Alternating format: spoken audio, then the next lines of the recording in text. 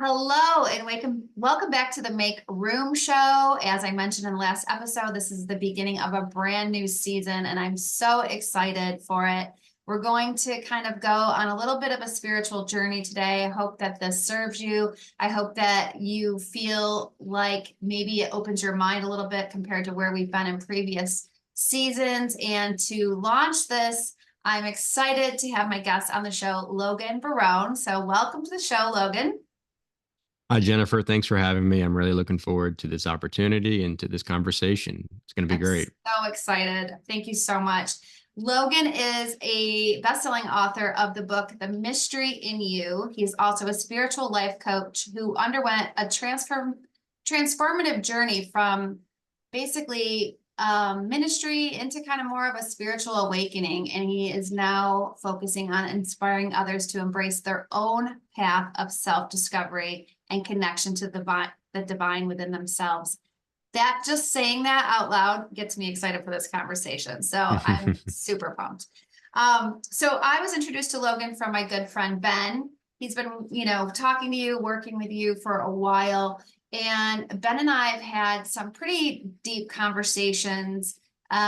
His mom is one of my best friends in the whole world. And it's funny because when I started going through this transformation in myself, of kind of leaning maybe a little bit away from traditional Christianity and more into more of a spiritual focus. And I don't even know how to put it to words. That's such a broad statement and it's such a deeper meaning for Yeah. me personally. But one of the first people I shared my kind of thoughts and all the questions that were popping up in my head was with my good friend Kim. And that led to me having conversations also with Ben. So that is how I met Logan. And I have been talking about having you on the show for months and months.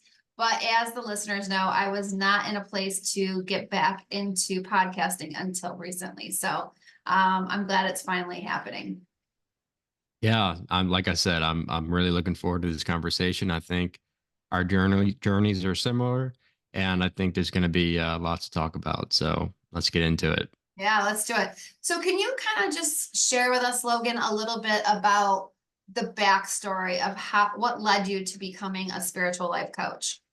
Yeah, so it's a pretty long story, but I'm also young, so a lot's happened in Mhm. a short amount of time. But basically, I was born as a Catholic, born into the Catholic Church, baptized, and all that. My entire family was Catholic on both sides. Everyone I knew was Catholic, friends, family. And then when I was around 11, my family left Catholicism, and that really had a lot to do with my mom just wanting something different. And I think she had a friend that invited her to a non denominational church, and she started listening to a pastor on TV or something like that. And again, it was just something a lot different than Catholicism. And so me and my mom started going to this church, and we couldn't tell my dad because we knew my dad would be like really upset and just devastated knowing that we went to any kind of church, any kind of religious, uh, you know, organization outside of Catholicism. That was a big deal. And so we didn't tell him for weeks, but like on Saturdays when he was busy or working or doing whatever he was doing, we would go to this service on Saturdays, and we were just amazed at the difference. Like I said, for me, Catholicism was all I knew. Mhm. Going to mass and the rituals and all the stuff that goes on, and that was all I knew. And so this was a brand new world. It was very entertaining. I liked the free coffee and the popcorn and the it was like going to a concert, like a rock concert. So for a young kid, that was very intriguing and definitely something that I wanted to keep going to. And so we did, and then eventually we told my dad and we talked him into it. And so he started coming. He tried it out. And at first he was like, I don't know about all this. Like this is not the Catholic Church. This is not uh, the original church that Jesus started. But eventually, he met some people in the church, and they invited him to like a Bible study or something like that. and they talked him into leaving Catholicism. So when I was, like I said, around 11 or 12, my family made that shift.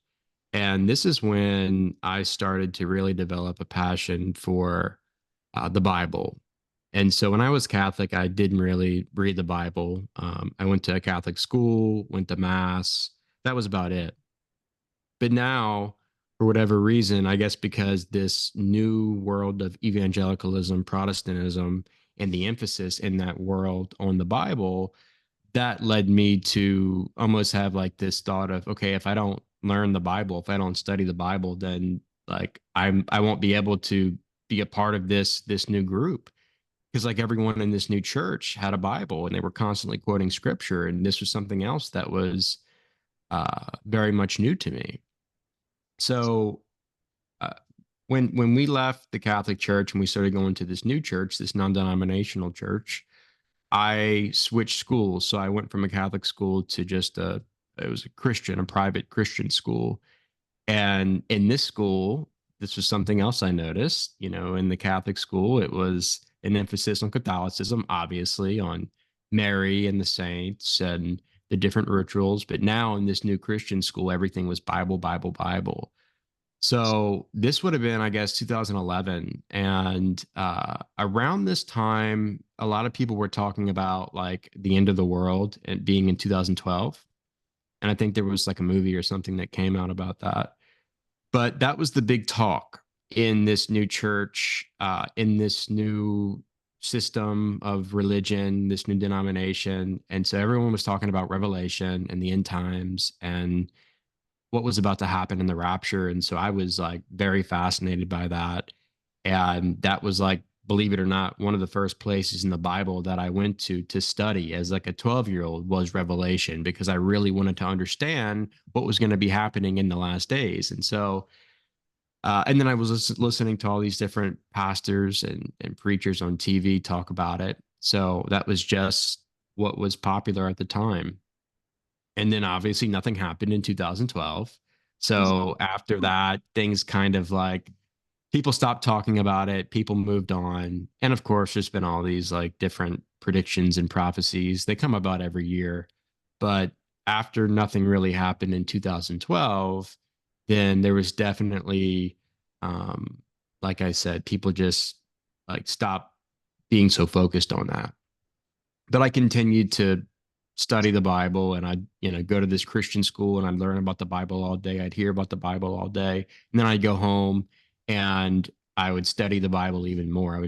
I loved the Bible. It was my entire life.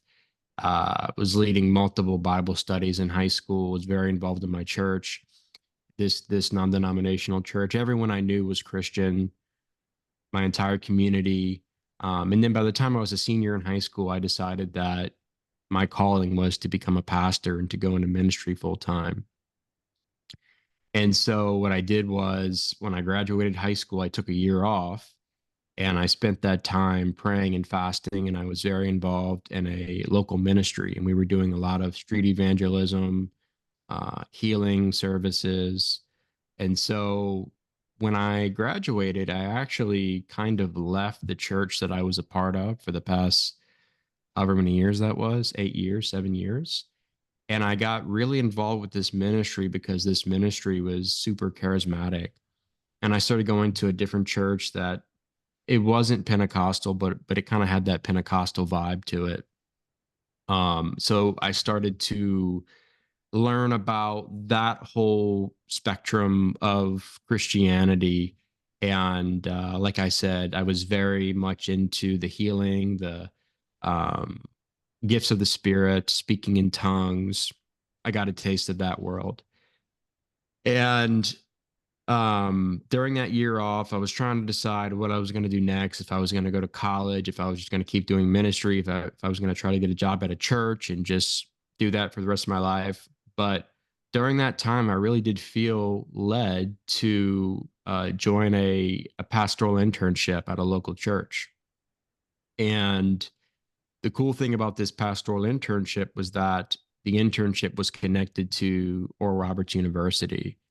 And there was a program, there was a thing set up to where you could be in this internship and take classes, college courses online through ORU. So I decided to do that. And so I did that the first year, connected to the pastoral internship. And then after that, I decided to just do the ORU online. I only did the internship for a year. But while I was still taking the classes at ORU, I got hired on staff at that church. And so at that point, I was pretty much like a pastor in training, working my way up to that point, to that dream of mine. And I was, waiting to finish, to graduate, to get the degree, which eventually I would get the degree in theology and ministry. Uh, but about midway through my time at ORU, I started to question a lot. And, I can honestly say that I feel like I've always been someone to question and to think really deeply about things. And like I've shared, like at 12 years old, I was deeply intrigued with the Bible and studying the end times. And so that's the way my mind has always been wired. But this was when I was in college and when I was starting to really question a lot. This was something a little bit different because some of these things, some of these doctrines that I was starting to question were like big time doctrines. They were what most people would consider to be like pillars of the Christian faith. Mhm. And so, really, the first thing that I started to question was the afterlife and this whole like belief of this dualistic heaven and hell. Like, is that really how it is?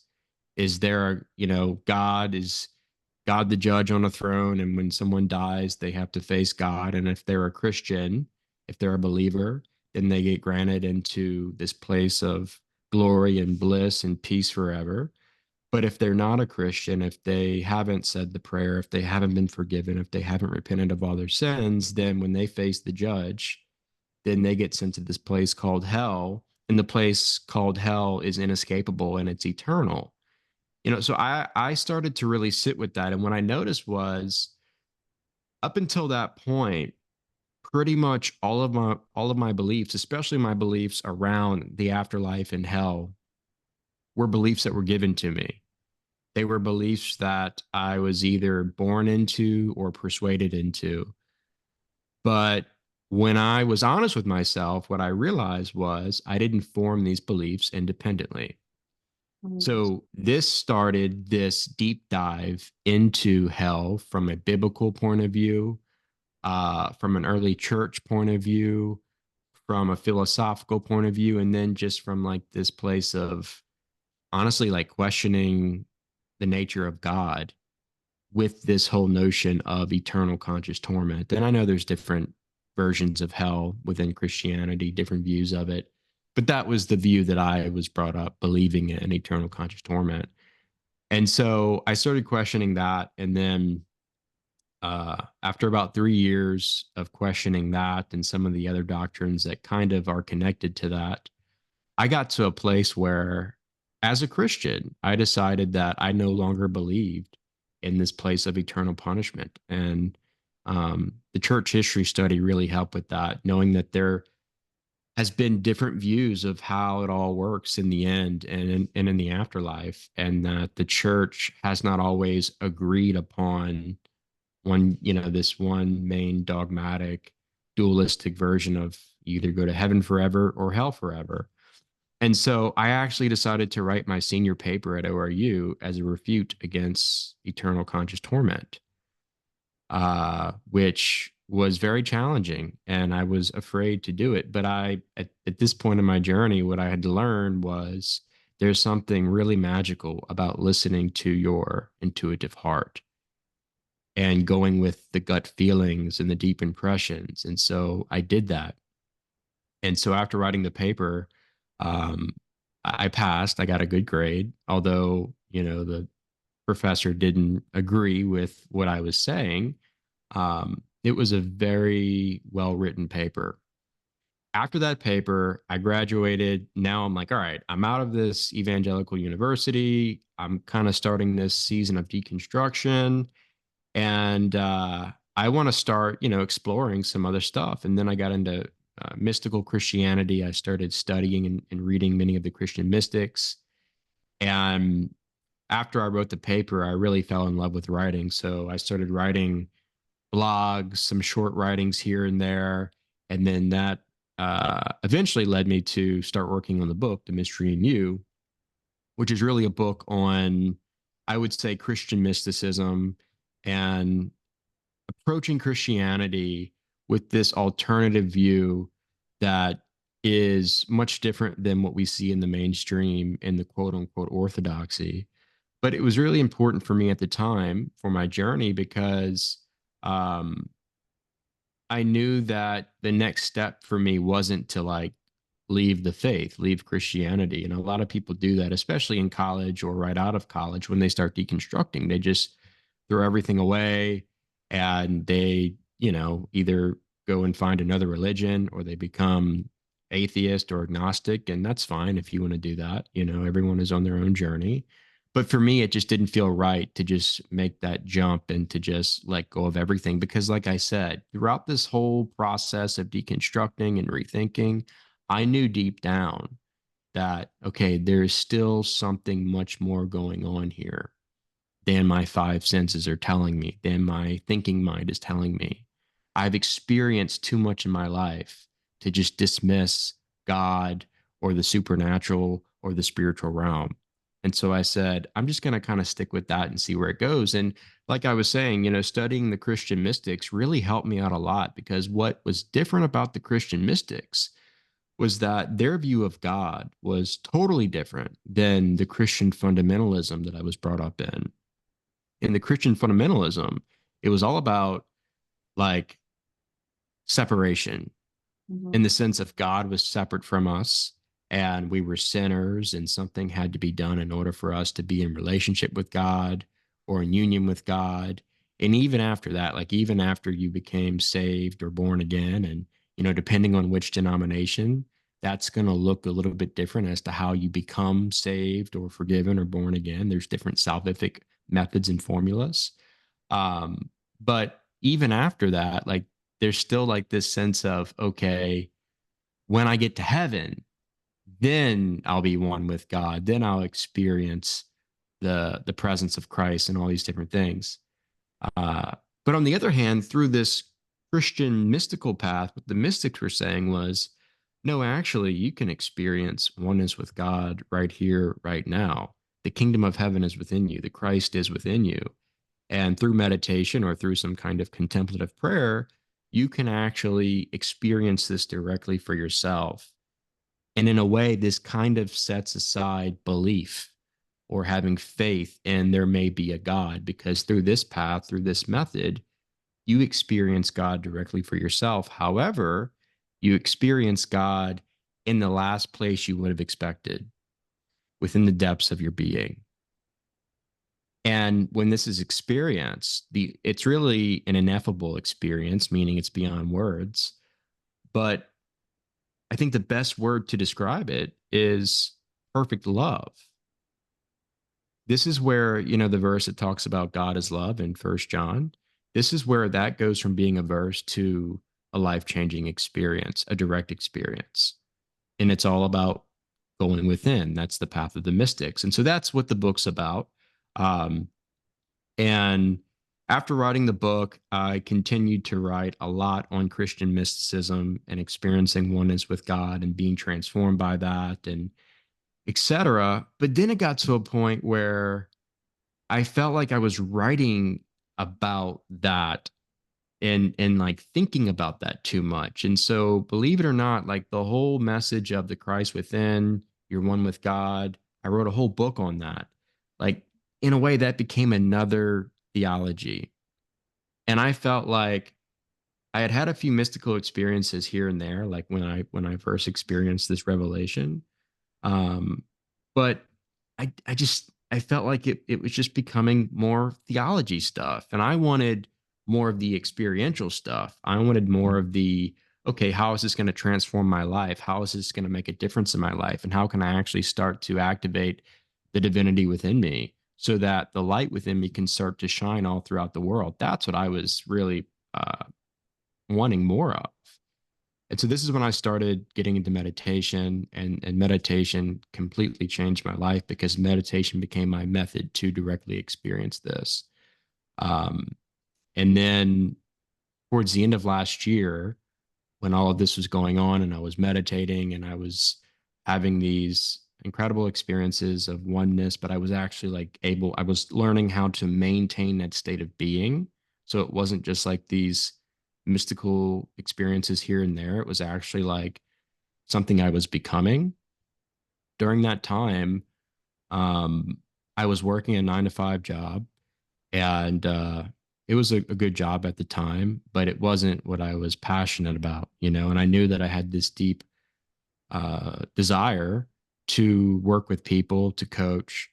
And I already kind of was doing that, just kind of on the side, but I wanted to do this full time. And so I took a leap of faith. And in the beginning of this year, I said, you know what? I don't know how in the hell this is going to work, because this is my job. Like, this is my income. I'm married. I have to support my wife. I'm young. I just got married. Like, this is a big deal. This is a big decision. Uh, but I read a quote from Joseph Campbell where he said, um, "Follow your bliss, and the universe will open up doors for you where there were only walls."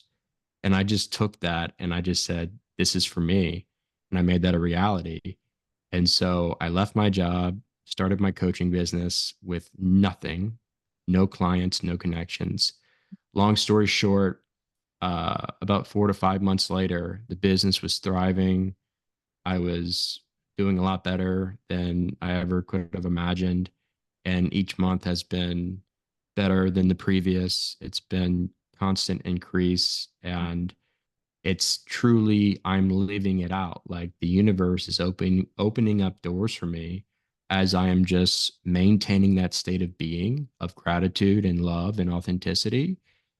And it just continues to unfold. So that's kind of where I'm at now. And there's a lot going on. I there's a lot I didn't say, but I was trying to keep that as short as possible. I know I probably talked a little bit longer than you wanted me to, but yeah. I see a very big similarity in our stories, and one that I want to point out to the listeners, because this is really actually how it works, is that, society tells us we have to keep striving and work harder and do all these things. And, when you tie that to a formal religion, you kind of feel like there's a checklist that you're trying to achieve in order to get to a certain level. And the thing that, I mean, there's so many things that you were talking about, but the one thing I just want to say quick about follow your bliss is that it's exactly what happened to me, where I started to go within on a spiritual journey many, many years ago. Is actually in another end of the world scenario during 9/11. And I realized that following my bliss after, when you go in deeply and you ask yourself all these questions, for me was organizing and helping people get clear the clutter out of their lives. And, asked myself the same question: how the hell am I going to do this? Because I didn't know a single person doing this for a living. This is, over 22 years ago. And I just said yes to my bliss, which I actually was reading a book called Do What You Love and the Money Will Follow. Old book now. And I had no idea how I was going to make it work, but I said yes. And it was like one step after the other, and it snowballed. Like, I'm actually very curious to see where your life takes you in 20 years, because just that one decision for me opened up doors and created a life and a career that was never even on my radar. Like, Oh, I yeah. didn't go to college for what I'm doing now. I didn't like, I thought I was going to have a different plan when I graduated from school. So, I think anyone listening that is in that in between right now and feels afraid to say yes, you have to trust the process, because now, Logan, that this is what you were put on this earth to do. I'm sure you've Oh, yeah. realized that. Yeah. I Yeah. know what I was put on this earth to do. I'm grateful every single day, not only that I know it, because a lot of people are looking for it. And the second part is that I actually not only get to do it every day, I get to get paid to do it. So that's pretty, Yeah. there's nothing better. So Right. that I just want to say as a point of encouragement for the listeners. The other thing that really resonated with our similarities was I grew up in the Catholic Church. And then my mom too, she decided to start taking us to other denominations. And it was interesting because I was always bored out of my mind in church because I went to like quiet churches with like not big music groups and things that I now know as adult I'm not interested in. Like the bigger and louder the church, the better for me. Actually, I don't really enjoy small, quiet churches. But as a young kid, I would say when you said 12, it was pretty funny because I remember being around definitely in middle school where I started just feeling my own call. I would say to my parents, can you sign me up for vacation Bible school? Can you sign me up for this week, Christian camp on the lake? And they were like, okay. They never pushed it on me. They were just like, I was asking them to do it. But I also remember being a kid and saying at Thanksgiving dinner, like, shouldn't we pray before we eat? Where no adults were offering that up.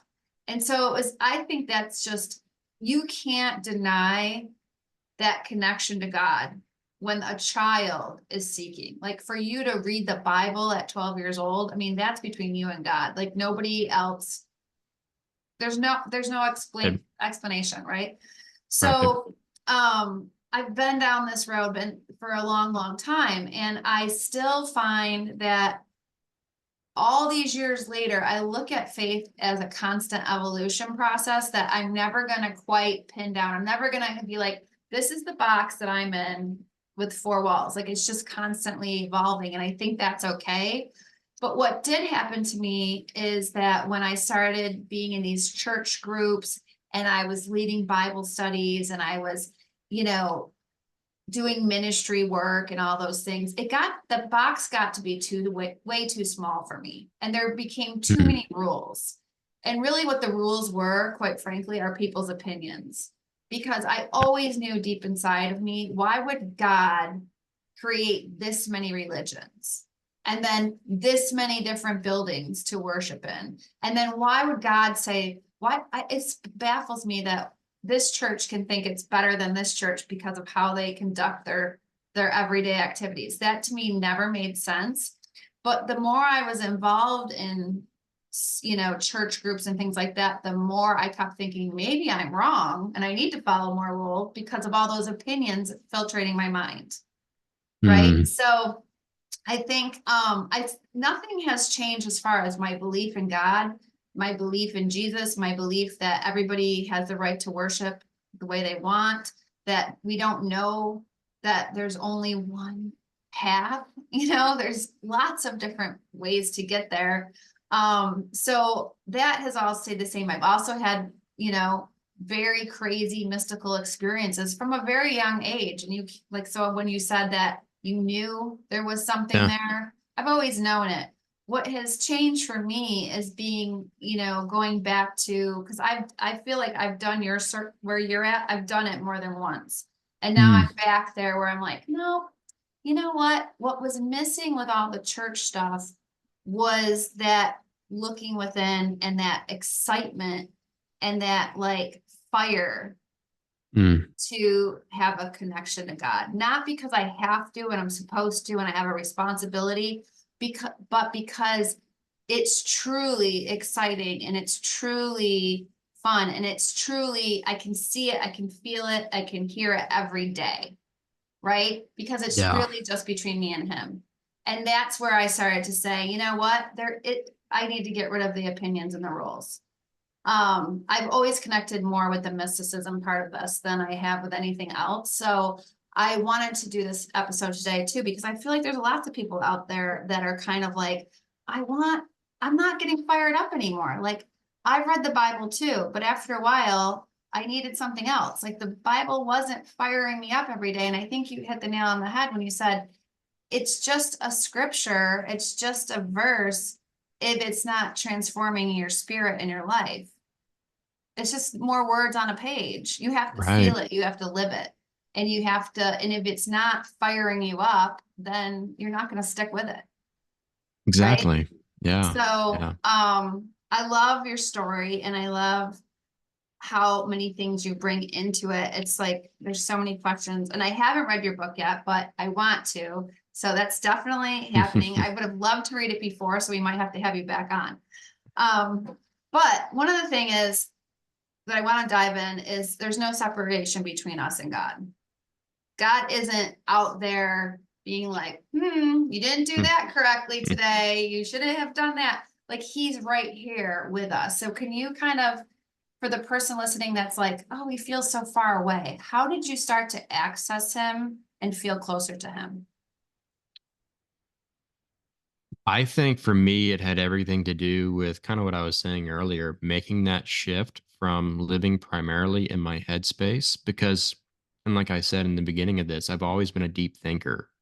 Mhm. I've always been someone who has a lot of questions, and I'm always trying to figure things out intellectually, which can be good, but at the same time, that can become a major hindrance Mhm.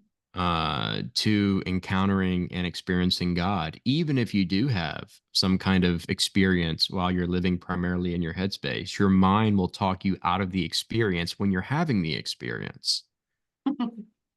So, yeah, for me, it was when I started to make that shift from the headspace into the heart space. And for me, that didn't really happen on my own. There was something that I experienced in my life that had to bring me into that heart space where I had to let go of this need to have it all figured out and this need to have the correct doctrines and dogmas and theology. Like I had to let go of all that. I had to admit that, okay, I just spent, 4 years in a university studying theology, and now I have to be okay with recognizing that all of that could be off. All these doctrines and all these different teachings that I've just been indoctrinated with could be far from the truth.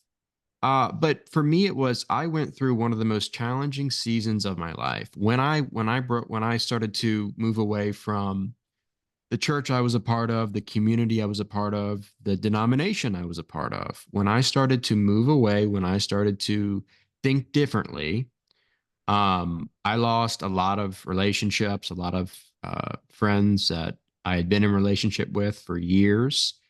And I entered into this season of loneliness where I felt like I had no one after my awakening.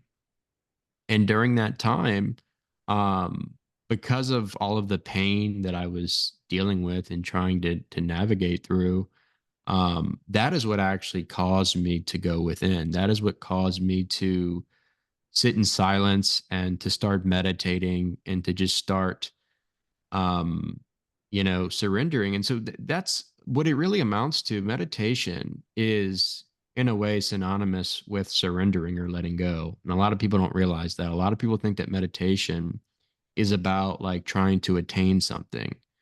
But the way I understand meditation, the way I teach meditation, is that meditation is the method that enables you to let go of everything that is preventing you from experiencing who you really are and what you really have. And what you really have is a direct connection, oneness with God. And that is known directly, experientially, when you do let go of all the stuff. Like I said, all of the different thoughts and ideas and beliefs and doctrines that we've been indoctrinated with. When you let it all go and you return to the essence of your being, there it is. That's the moment where you see. That's the moment where the veil is removed and the illusion of separation goes away. Um, but the mind can never understand that. This is something that is fully in the heart space. And it's something as simple as letting go. And I think that, for me, going through what I went through, um, it really it changed the way I view suffering, because now no matter what I'm going through in life, especially if it's some kind of suffering that's coming into my life, I now know that even during the darkest times of my life, I have the opportunity to take that pain and be transformed by that pain. And in that transformation is when I get uh, a greater experiential understanding of the love of God, of the essence of God, of the nature of God. So it's almost like in those seasons of life, that's where uh God, the presence of God tends to be buried underneath all the stuff. The light is hidden underneath that. And so I look at challenges and suffering as opportunity for greater intimacy and greater union with God. Because anytime you go through anything hard in life, you have two options. You can either be transformed by that pain, or you can project that pain onto other people and never be healed and cause essentially hell right here, right now in your own life. So true. Yeah. So true. And I can relate to that with just the reason why, I took such a hiatus from the show was because of a near-death experience that led to a bunch of suffering for me. And I look back on it and I'm like happy that it happened because it helped me to slow down. And when you slow down, you can actually go inside more. Because I was definitely one of those people that was very consumed with work and busyness and excelling and achieving. And when you stay in that state too long, you don't mean to, but you drown out a lot of what God's trying to tell you and what you're trying to hear. And that's the beauty of meditation, which I think a lot of people overthink meditation. Even, I think perfectionism comes into play. Am I doing it right? And how long should I be doing it? And I didn't shut my mind off enough. So why bothered the next day? So when you first started meditating, do you have any tips for the listeners or for us about how to quiet our mind or how to I think what happens with meditation is you got to have that one experience where you feel it, right? You feel something click and then you're like, that's what it is. That's what I need to do. But if you keep Yeah. trying every day and you don't feel that for the first few times you do it, you give up, right? A lot Yeah, of people have said definitely. that. I did. Yeah. Yeah, It took I've me done it too. months of trial and error before I could actually start practicing meditation on a regular basis. And yeah, I would say that when I first started meditating, I had two main misconceptions. The first misconception was that meditation is about trying to control your thoughts.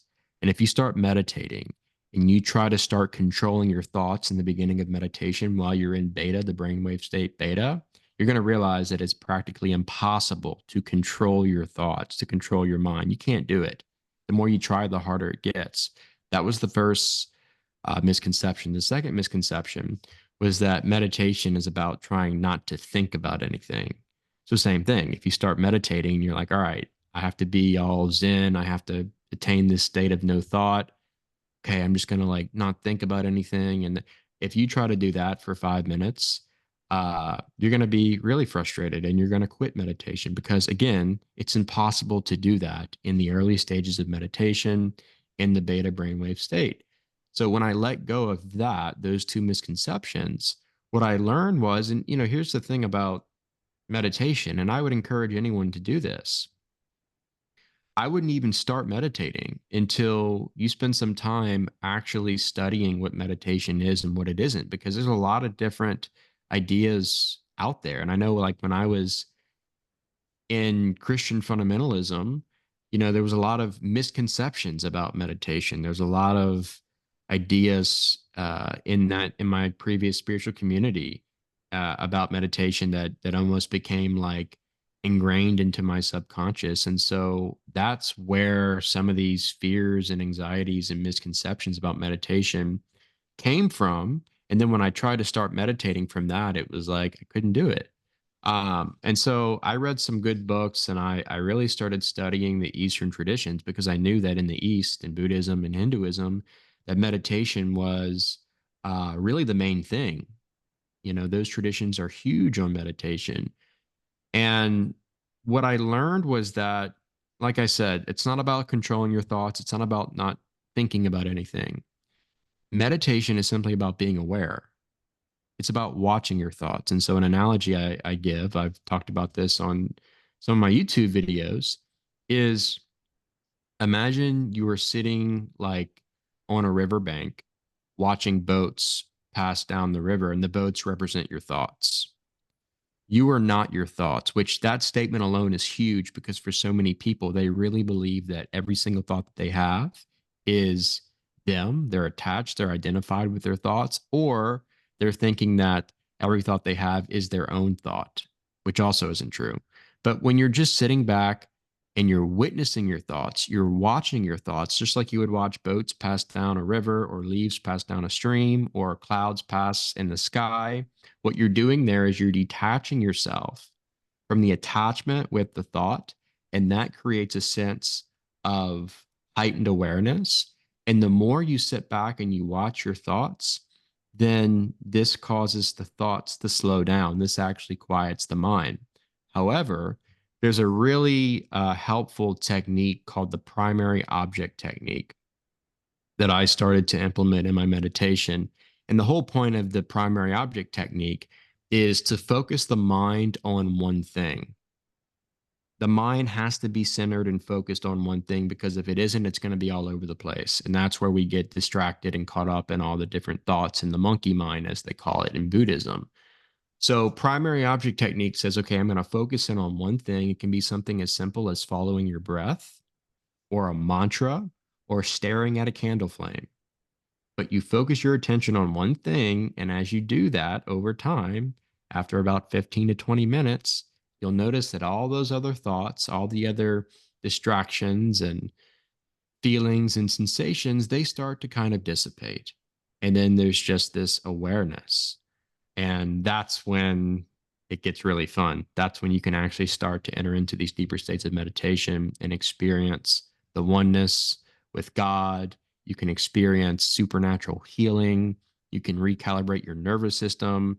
You can manifest your deepest desires. Like, this is where the magic happens. So, yeah, I would I love say that. those two misconceptions. The primary object technique has been really helpful. It's ancient. It's been around for thousands of years, and I think it's really important to study meditation to really learn about it before you just dive into it, and then have some patience and have some grace for yourself because it's just like anything else. It takes time, it takes practice, it takes consistency, and the more you do it, the easier it gets. Mhm. I love that idea. I mean, it makes me want to try the candle idea because I think just staring at a candle flame to me makes me feel peaceful. Yeah.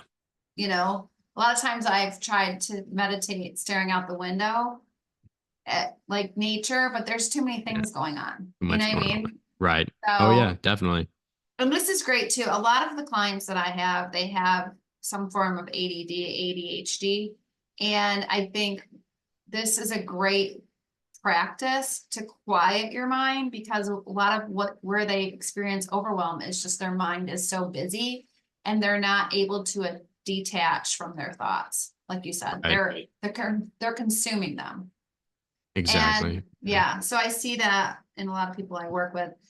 One of the things that I read, I don't know if it was on your Instagram or your website or somewhere, but you said that you stopped praying for things and you Mhm. started manifesting.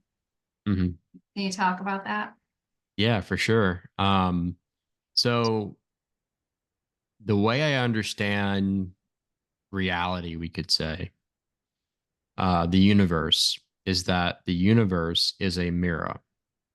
Mhm. It's reflecting back to us our inner state of being. And this is something else that is ancient. It's been around for thousands of years and it's been discussed in various traditions, especially the mystical, contemplative branches of the traditions of the world. And when you're praying for something, what that what that implies is that you are embodying a state of being of I don't have it, of lack. And that's why you're praying for it. That's why you're desiring it. That's why you're wishing for it. And so for many people, when they're praying for something and they're staying in that state of being and they keep experiencing the same results or lack of results from their prayers, they start wondering what's going on. Is God mad at me? Is God not hearing my prayers, etc.? And the answer is actually it's in the Bible. It's in scripture. It's in Mark 11:24. And it's one of the main instructions that Jesus gives on praying. He says, when you pray, believe you have it, and then it will be yours. So when I'm praying, prayer for me isn't asking God to do anything because number one, God's within me. Number two, the kingdom of heaven is within me. And anything I could ask for, dream for, or believe for is already a present reality within the kingdom of God.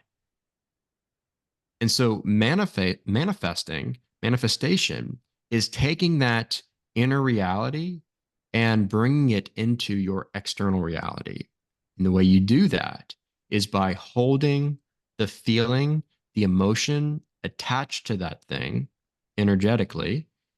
And as you maintain that state of being, the mirror principle kicks into gear. And slowly but surely, you start to experience a different reality, a different outer world. And this is actually something that's all over the Gospel of Thomas.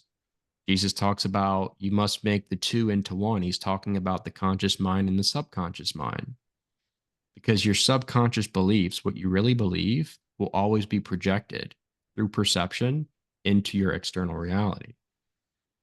And so when you make the two one, what does that actually mean? Well, what it means is there's something called heart brain coherence going on.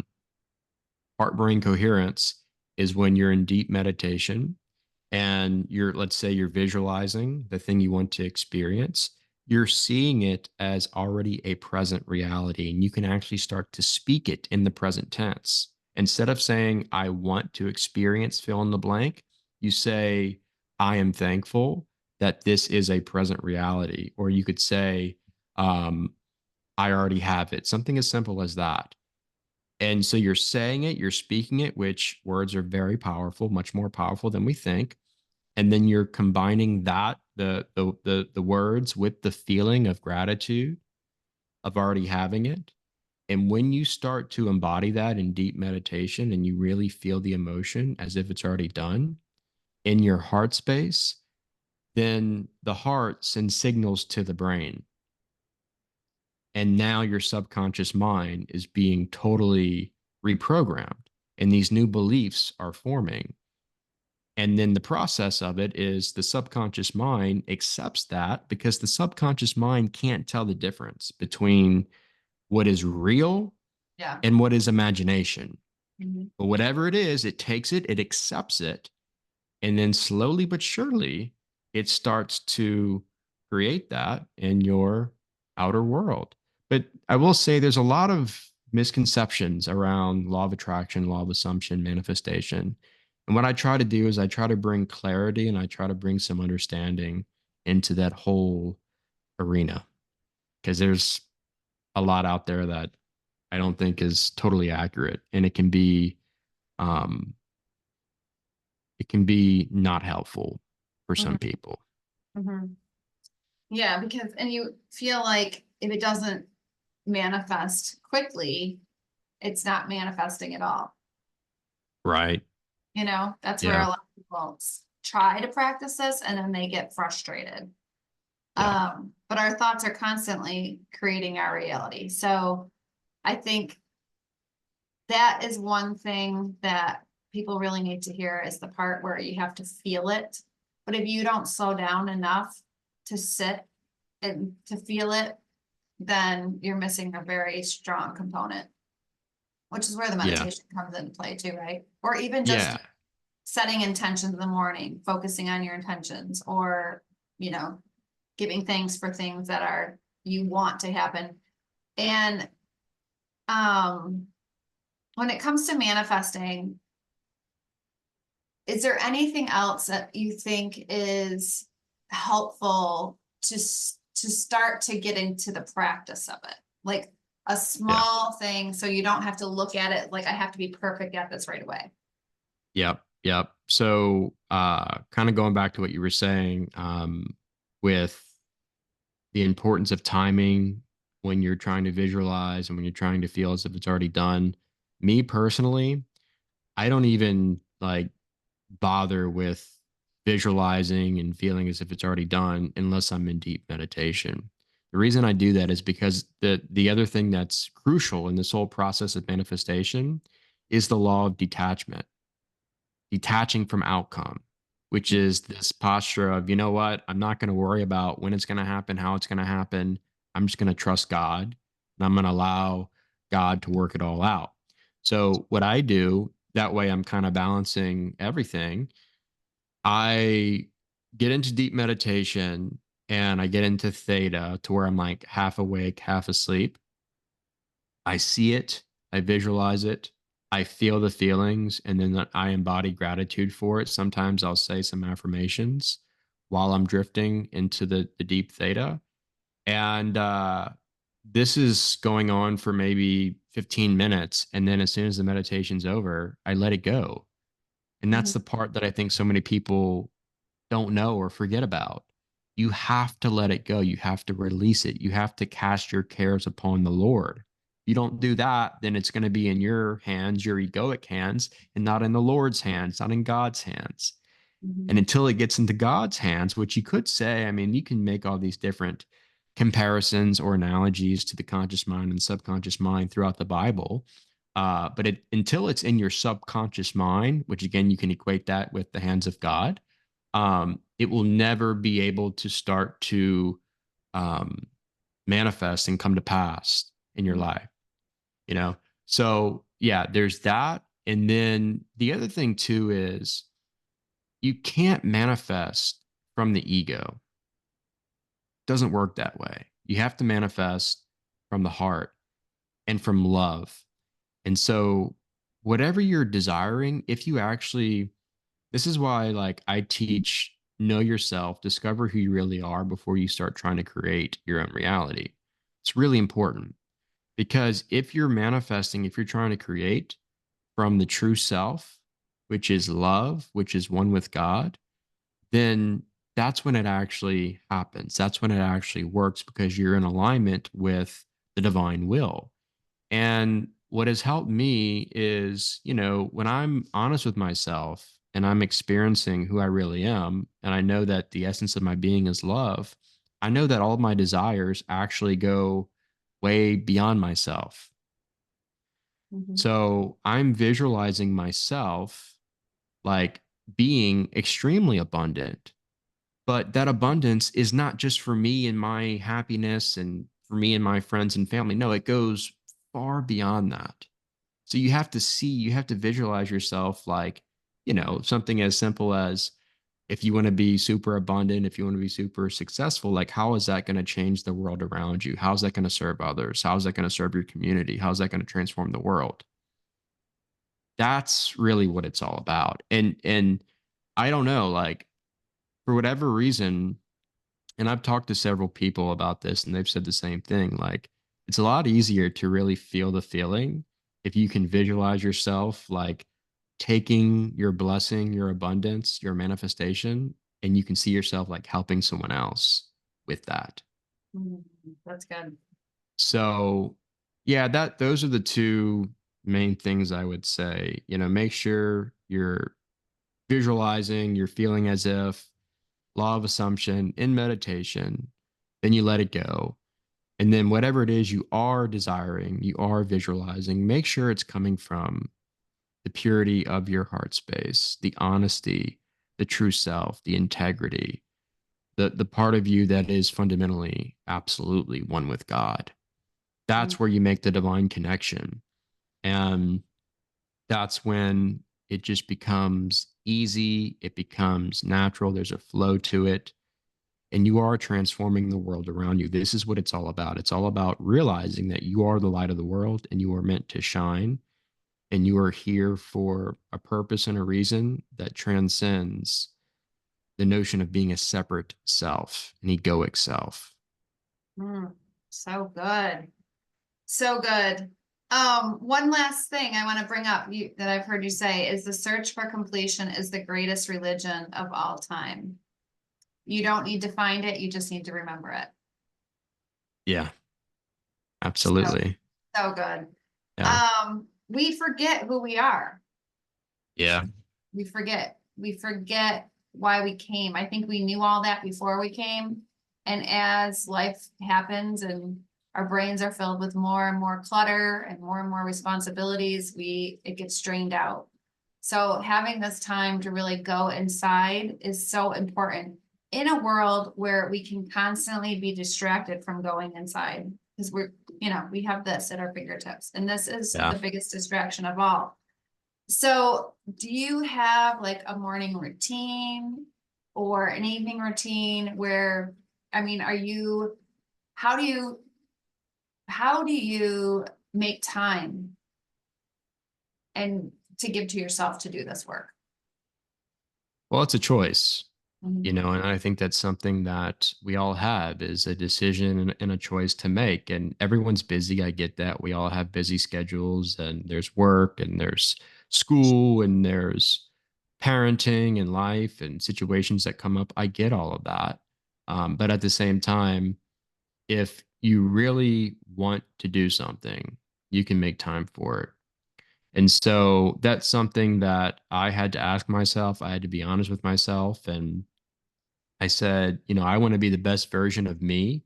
And what that looks like is being that version before I'm fully experiencing it through my five senses. That's going back to law of assumption. So instead of constantly like wishing for it and hoping for it and saying, oh, maybe one day it will happen. No, I'm going to decide to be that version of myself that I want to be in the future, right here, right now. What does that look like? Well, if you're going to follow the law of assumption, you can't just think it, you can't just believe it, you can't just feel it. You have to have the actions that match all of that.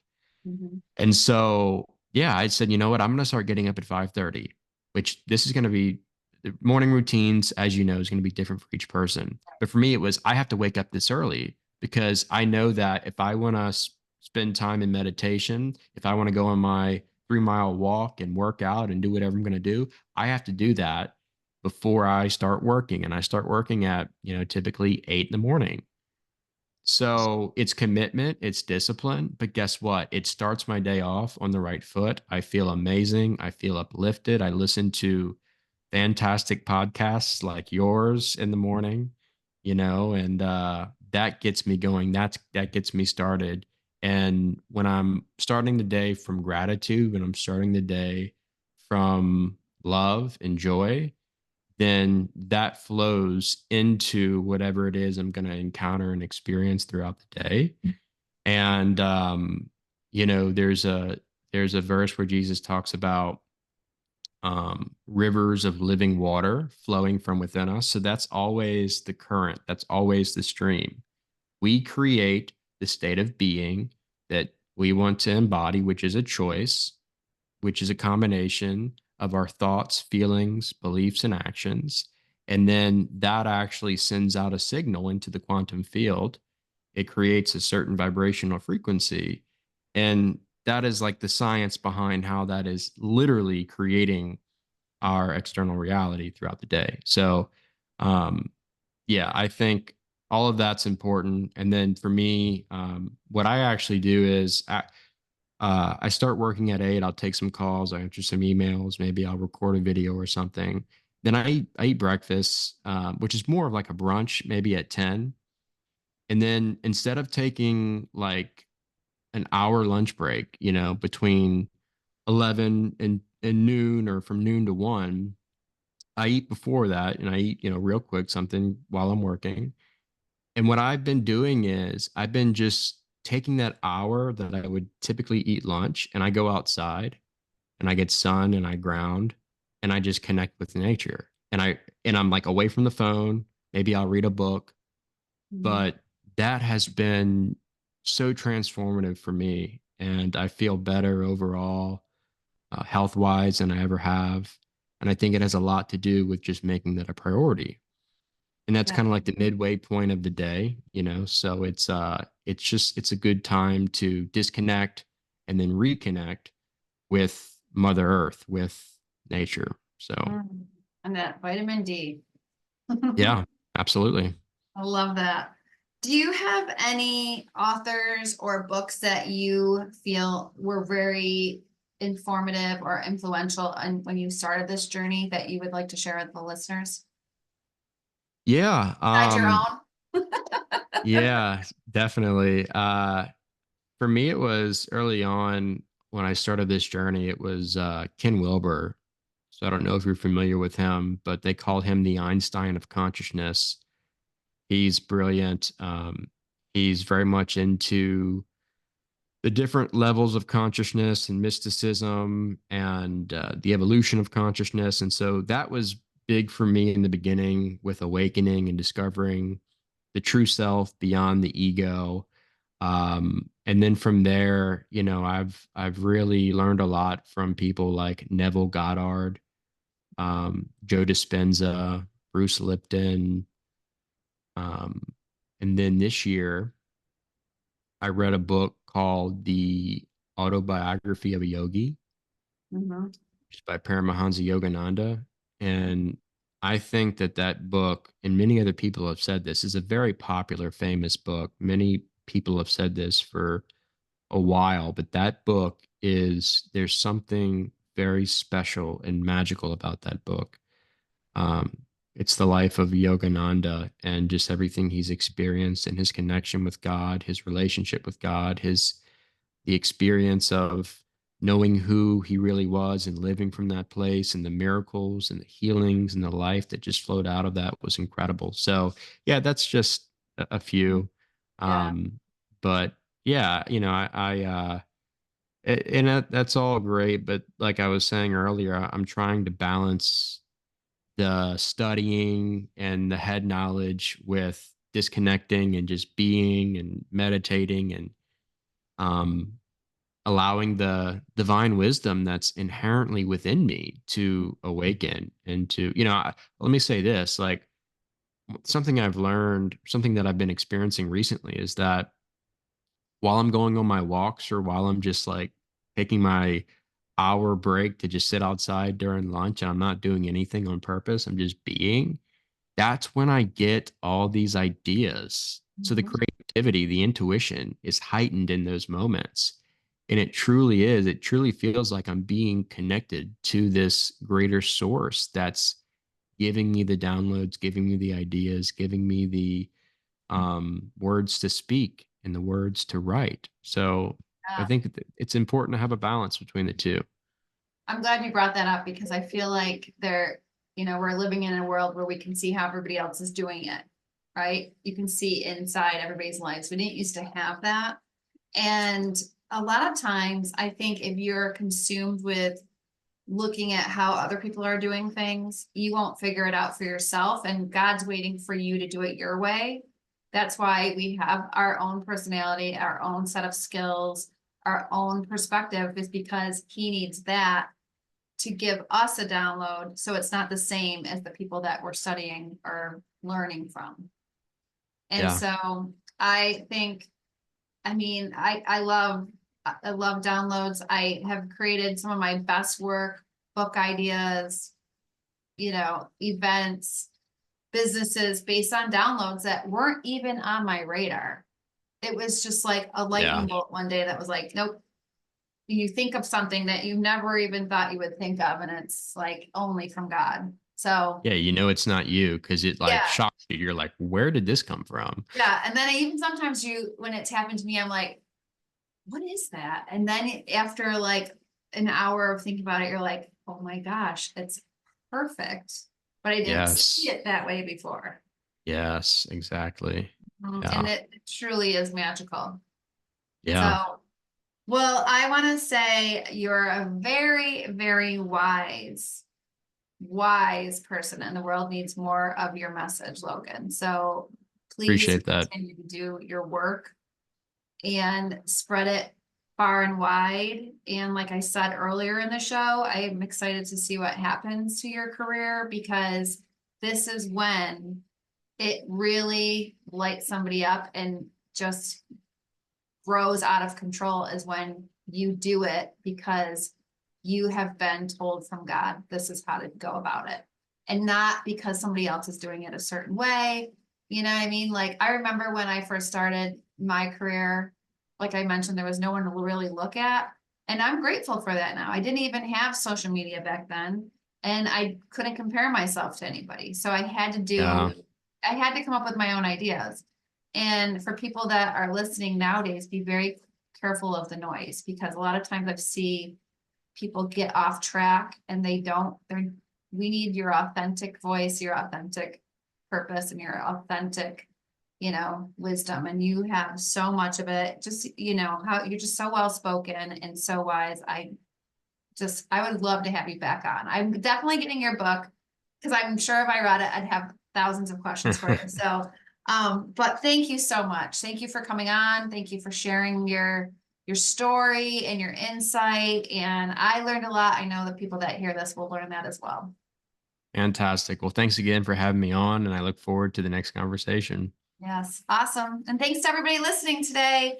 Until next time, make room for what's most important to you.